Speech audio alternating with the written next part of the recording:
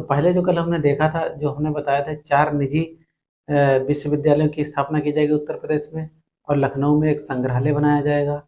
इस प्रकार से जो महत्वपूर्ण प्रश्न थे उन पर चर्चा की थी। ठीक, चलो देखते हैं। लिखा है 4 नए निजी विश्वविद्यालय की घोषणा की है 10 नवंबर 2023 को। सचिव हैं उत्तर प्रदेश के दुर्गा शंकर मिश्र जी हैं। कौन है?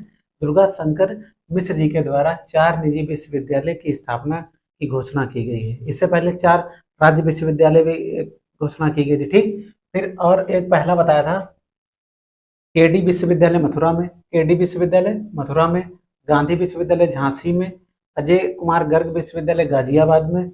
कहाँ? गाजियाबाद में। फिर चंडीगढ़ विश्वविद्यालय उन्नाव में, याद रखना। ठीक, तो ये 4 हो गए। कितने हो गए? 4।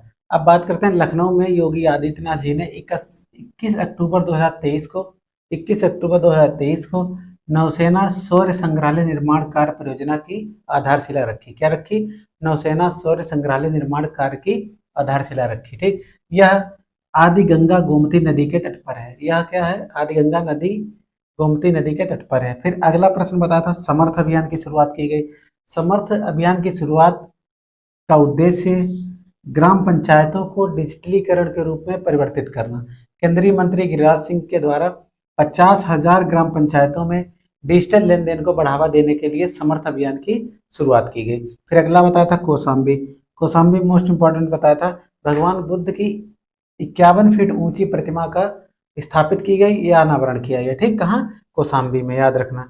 बा से याद रखना, कौशाम्बी में बा है, बुद्ध में भी बा है। ठीक, अब अगली बात करते हैं मिशन महिला सारथी। मिशन महिला सारथी में आपको बताया था कि 51 बसों BS6 मॉडल पर जो अयोध्या में 22 अक्टूबर 2023 को योगी आदित्यनाथ जी ने 51 बसों को हरी झंडी दिखाई थी, जिसमें चालक और परिचालक दोनों क्या होंगी? महिलाएं होंगी। अगला बताया था आनंद डेयरी, ये इंडिया की कंपनी है। अमेरिया पजोरा और BH एम्ब्रियोस, ये ब्राजील की दोनों कंपनियां हैं। इनके बीच एक समझौता हुआ। समझौते में क्या हुआ? उत्तर प्रदेश के CM कौन? माननीय योगी आदित्यनाथ जी, ब्राजील के राजदूत केनेथ नो ब्रेगा, इन्होंने लखनऊ में एक 9 नवंबर 2023 को समझौता किया। इसमें समझौते में ये किया कि जो दुधारू पशु हैं उनके पोषण के लिए वो कैसे उनके दूध उत्पादन को बढ़ाया जाए, इस संबंध में इन दोनों कंपनियों के साथ समझौता हुआ उत्तर प्रदेश सरकार का। ठीक, अगला था हर बच्चे के लिए हर अधिकार अभियान। हर बच्चे के लिए हर अधिकार अभियान, इसमें क्या है? ये उत्तर प्रदेश में शुरू हुआ। इसमें क्या है? लैंगिक समानता को कम करना, देखभाल और समर्थन देना। ठीक, अगला था पहला सोलर एक्सप्रेस वे बना है। उत्तर प्रदेश का पहला solar express way Bundelkhand express way है। कौन सा है? Bundelkhand express way. अब इसमें क्या होगा? जो सोलर पैनल लगाए जाएंगे उनसे 550 मेगावाट सौर विद्युत ऊर्जा का उत्पादन किया जाएगा। ठीक, अगला महत्वपूर्ण प्रश्न था बरेली। बरेली उत्तर प्रदेश का पहला ऐसा जनपद बना है जहां पर स्मार्ट कक्षाओं के संचालन किया गया है। इसमें परिषदीय स्कूलों में स्मार्ट क्लासेस का क्या किया गया? शुरू की गई। पहला जिला बना उत्तर प्रदेश का। अंतिम प्रश्न था उन्नाव। उन्नाव में क्या हुआ? स्वतंत्रता संग्राम सेनानी राजा राम बख्श सिंह की अश्वारोही प्रतिमा का अनावरण किया गया। ठीक, तो ये तो कल वाले महत्वपूर्ण प्रश्न थे। अब आज के कुछ महत्वपूर्ण प्रश्न, उन पर चर्चा करते हैं। ठीक, हमारा जो टॉपिक चल रहा था उत्तर प्रदेश परिदृश्य के संबंध में, आज ये तीसरा वीडियो है। पहले रिवीजन के हमने कुछ क्वेश्चन थे वो करवाए, उसके बाद आज नए जो क्वेश्चन है उन पर चर्चा करते हैं। ठीक है, तो पहला हमारा क्वेश्चन है भदोही।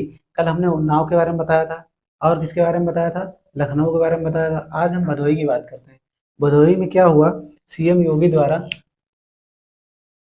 4 दिवसीय 45वां अंतर्राष्ट्रीय कालीन मेला का आयोजन किया गया। किस नंबर का है? 45वें अंतर्राष्ट्रीय कालीन मेले का आयोजन योगी आदित्यनाथ जी ने किया। ये कितने दिन तक चला? 4 दिन तक। ठीक, इसकी डेट क्या है? 9 अक्टूबर 2023, 9 अक्टूबर 2023 को। अब इसके बाद क्या है? भदोही किस लिए फेमस है? कालीन के लिए फेमस है। ठीक, अब इसमें क्या है? अगला जनपद आता है गाजियाबाद, जिला गाजियाबाद। यहाँ पर क्या है? हिंडन वायु सेना स्टेशन है। हिंडन एयरपोर्ट कहाँ है? गाजियाबाद में, याद रखना। में अपनी तरह की पहली ड्रोन प्रदर्शनी सह प्रदर्शन, कौन सी प्रदर्शनी यहाँ पे हुई? भारत ड्रोन शक्ति प्रदर्शनी का आयोजन गाजियाबाद में हुआ। ठीक, कहाँ हुआ? गाजियाबाद। अब हिंडन वायुसेना ने ये अपनी पहली बार प्रदर्शनी की, यहाँ पर अपना प्रदर्शन किया। ठीक है, जो ड्रोन होते हैं, ड्रोनों को चलाकर। फिर अगला आता है, अच्छा गाजियाबाद किस नदी पर है? हिंडन नदी के तट पर। किस पर है? हिंडन नदी के तट पर। भदोही, भदोही की आपको होमवर्क है, बताना किस नदी के तट पर, पूछा जा चुका है। ठीक, अब आता है वाराणसी। वाराणसी की नदी आप करेंगे। ठीक, वाराणसी मोदी जी ने, प्रधानमंत्री मोदी जी ने 1115 करोड़ रुपए की लागत से, 1115 करोड़ रुपए की लागत से बने 16 अटल आवासीय विद्यालयों का लोकार्पण किया। कितने? 1115 रुपए की लागत से 16 अटल आवासीय विद्यालय। अटल आवासीय समझते हो, जिसमें वो होता है हॉस्टल वगैरह होता है, ऐसे ऐसे विद्यालयों का लोकार्पण किया। ठीक, फिर पीएम ने यहाँ पे मोस्ट इंपॉर्टेंट है गंजारी, गंजारी जगह पड़ती है राजा तालाब, गंजारी के राजा तालाब में लगभग 450 करोड़ रुपए से, गंजारी गंजारी में पड़ता है राजा तालाब, उसमें लगभग 450 करोड़ रुपए की लागत से 30 एकड़ से अधिक अंतर्राष्ट्रीय क्रिकेट स्टेडियम बनाने की घोषणा की। ठीक, अब इसमें क्या है, इसकी खास बात है, यह 30,000 दर्शक वाला 30,000 दर्शक वाला होगा, और यह पूरे उत्तर प्रदेश का पहला ऐसा होगा जो भगवान शिव और काशी की नगरी की झलक इसमें इस स्टेडियम में देखने को मिलेगी। इस आकार से बनाया जाएगा। ठीक, कौन सा? गंजारी के राजा तालाब में। फिर क्या अगला आता है बंधन योजना, मोस्ट इंपॉर्टेंट है। बंधन योजना में क्या है, उत्तर प्रदेश की जो मंत्रिमंडल द्वारा प्रदेश में सांस्कृतिक, पौराणिक और धार्मिक ऐतिहासिक महत्व के स्थलों को स्थापना करना और उनमें सुविधाओं को बढ़ाना, इसका लक्ष्य है। किसका? बंधन योजना का।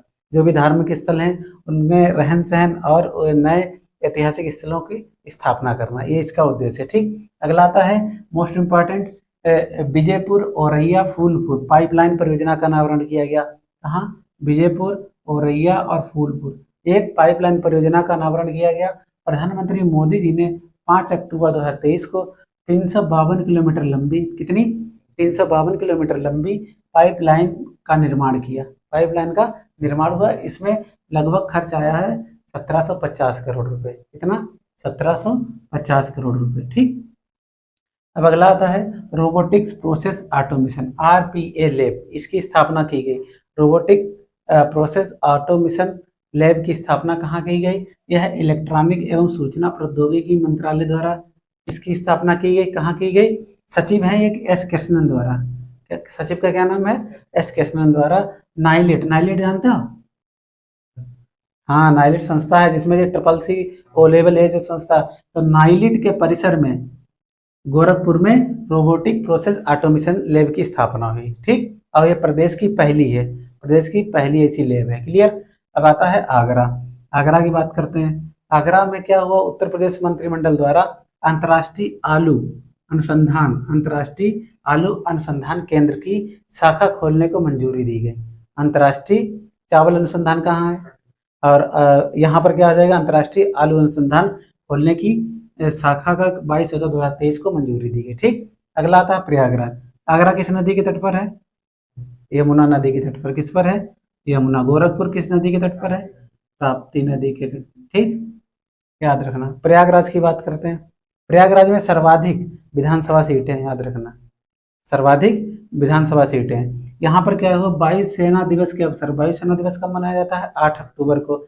यहाँ पर परेड हुई और इस परेड में वायु प्रदर्शन किया गया वायुसेना द्वारा। फ्लाई पास्ट का आयोजन था, एयर शो जिसे बोलते हैं। क्या बोलते हैं? एयर शो का उद्घाटन कहाँ की हुआ था? प्रदर्शन प्रयागराज में हुआ। ठीक, तो पहला आपको बताया भदोही में 4 दिवसीय 45वें अंतर्राष्ट्रीय कालीन मेला का प्रारंभ हुआ। गाजियाबाद में हिंडन वायुसेना स्टेशन में क्या किया गया? भारत ड्रोन शक्ति का पहली प्रदर्शनी लगाई गई। अगला बनारस में 1115 करोड़ की लागत से विभिन्न परियोजनाओं का अनावरण हुआ, जिसमें 16 अटल आवासीय विद्यालयों का लोकार्पण। गंजारी राजा तालाब में लगभग 450 करोड़ रुपए की लागत से 30 एकड़ से अधिक अंतर्राष्ट्रीय क्रिकेट स्टेडियम की स्थापना की गई। यह पहला स्टेडियम जिसमें भगवान शिव और काशी नगरी की